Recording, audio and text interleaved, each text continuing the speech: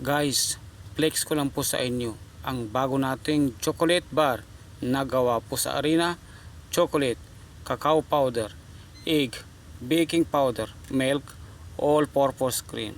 So ayan na po guys ang mga ingredients ating ginamit na I am sure na kayang-kaya nating gawin sa ating tahanan. So guys, subukan nyo gawin to para sa inyong family. At napakaganda rin to guys na gawin yung pang negosyo na inyong mapagkakitaan.